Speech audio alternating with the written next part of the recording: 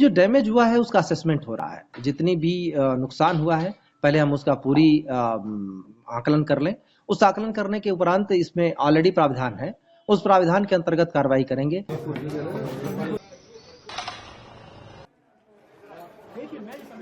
कानूनी तौर पर जितने भी प्राविधान हैं उन समस्त प्राविधानों को लागू करेंगे ताकि इस तरीके की हरकत कोई दोबारा न करने पावे।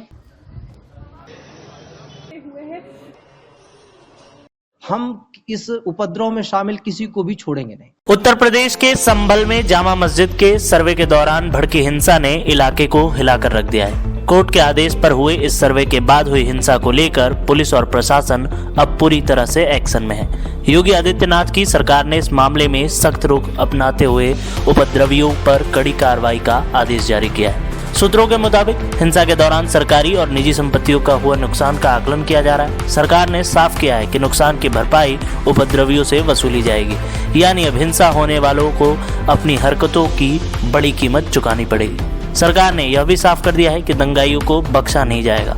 उनके खिलाफ न सिर्फ कानूनी कार्रवाई होगी बल्कि उनके खिलाफ सार्वजनिक रूप से कार्रवाई के उदाहरण भी पेश किए जाएंगे। योगी सरकार का यह कदम स्पष्ट करता है कि उत्तर प्रदेश में कानून और व्यवस्था को तोड़ने वालों को कोई जगह नहीं दी जाएगी। पुलिस और प्रशासन का कहना है कि जल्द ही आरोपियों को गिरफ्तार कर उनके खिलाफ चार्जशीट फाइल की जाएगी। संभल की जनता में भी प्रशासन के इस कार्रवाई को लेकर मिलीजुली प्रतिक्रिया मिल रही है। कुछ लोग इसे सही ठहरा रहे हैं तो कुछ लोगों का कहना है कि हालात को और बेहतर तरीके से संभाला जा सकता है। इंसिडेंट में अभी तक टोटल पुलिस की तरफ से 7 FIR हुए हैं। 4 FIR जो मृतक इस घटना में हुए उनकी परिवारों की तरफ से हुए हैं।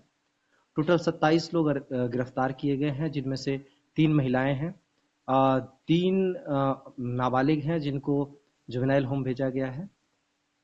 74 लोग अभी लोगों की मदद से और कैमरे और वीडियो फोटो की मदद से आइडेंटिफाई किए गए हैं। बाकी लोगों के आइडेंटिफिकेशन का काम चल रहा है। उसमें हमने लोगों की मदद लेने के लिए उनके वीडियो और फोटो भी जारी किए हैं ताकि उनको आसानी से पहचाना जा सके। लोगों से बातचीत जारी है। संभल में हालात सामान्य हैं।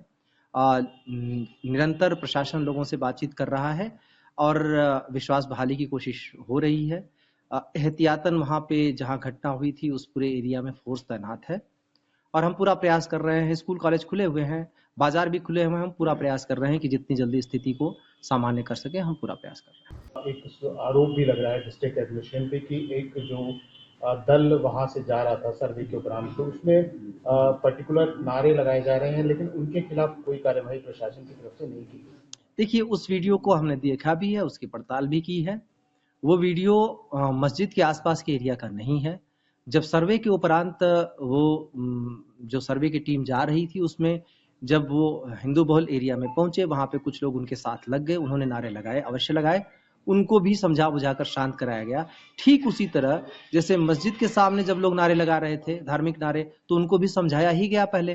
तो इसमें किसी को हम पीटने नहीं लगेंगे। इस बात के लिए हमारी पूरी कोशिश यही थी और शुरू से लेके आखिर तक कोशिश यही रही, तब तक जब तक की मजबूरी न हो गई कि हम लोगों को समझा बुझाकर ही इस पूरे प्रकरण में सामान्य स्थिति बहाल करें।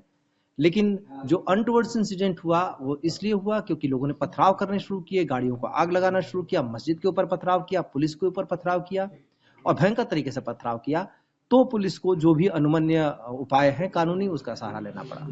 सर, ये भी इन्वेस्टिगेशन का पार्ट होगा कि सबसे पहले जो बात बताया जा रहा है, आरोप लगाए जाने की इंटेलिजेंस का फेलियर का, आप क्या कहेंगे इस पर? देखिए, हमें लखनऊ से सूचना तो दी गई थी कि इस तरीके की चीजें हरकतें की जा सकती हैं। प्रशासन ने अपने तरफ से जितने भरपूर कदम हो सकते हैं उठाए, इसीलिए हमने 5 कंपनी वहां तैनात की थी। पूरी पुलिस फोर्स तैनात थी। हमारे मजिस्ट्रियल एडमिनिस्ट्रेशन के अधिकारी भी तैनात थे। छतों पर लोगों को तैनात किया गया था। ड्रोन कैमरे से हम शूटिंग भी कर रहे थे। हमने सामान्य कैमरे भी कई सारी जगहों पर लगाए थे। लेकिन अचानक से इस तरीके की चीजें हुई। हथियार वाला एंगल हम भांप नहीं पाए। जैसा कि आपने देखा होगा, एक फोटो जारी हुआ है जिसमें एक व्यक्ति हथियार लहराता जैसा प्रतीत हो रहा है, जिसकी जांच की जा रही है और से कई सारे और भी क्लिपिंग्स आए हैं। हम उसकी पड़ताल कर रहे हैं। पर हर जगह फोर्स नहीं लगाई जा सकती थी। वहां जो भौगोलिक स्थिति आप देखेंगे, अगर हमें फोर्स लगानी पड़ी तो हर एक नुक्कड़ नाके पर फोर्स लगानी पड़ेगी, जिसके लिए जितनी पर्याप्त उपलब्ध फोर्स थी उसके अनुरूप हमने पूरी तैयारी की थी। तो इंटेलिजेंस तो सूचना थी, हमारी तैयारी भी थी, पर शायद हम उतनी व्यापक तैयारी नहीं कर पाए, और उतनी व्यापक तैयारी करने के लिए जितने रिसोर्सेज थे हमने उसको तरीके से लगाया भी। इसकी समीक्षा होगी। सर, शासन की तरफ से एक पीएसी की बटालियन भी संभल में लगाने के लिए आपने शासन को कुछ पत्र लिखा है कि बटालियन संभल में भी परमानेंट होनी चाहिए? हमने वहाँ पे रैपिड एक्शन फोर्स भी मंगाए हैं, हमने फर्दर फोर्सेज भी मंगाए हैं, ताकि स्थिति में कोई भी दोबारा इस तरीके की घटना को कारित न कर सके, इसके लिए पूरे जितनी आवश्यक फोर्स है वो हमने मंगा ली है। प्रशासन की सरकार की तरफ से भी जारी हुआ है कि जो आरोपी हैं उनके खिलाफ कार्रवाई की जाएगी, पेनल्टी भी इम्पोज की जाएगी। इस दिशा में क्या प्लानिंग एडमिनिस्ट्रेशन की तरफ से चल रही है? देखिए, अभी जो डैमेज हुआ है उसका असेसमेंट हो रहा है, जितनी भी नुकसान हुआ है पहले हम उसका पूरी आकलन कर लें। उस आकलन करने के उपरांत इसमें ऑलरेडी प्राविधान है, उस प्राविधान के अंतर्गत कार्रवाई करेंगे।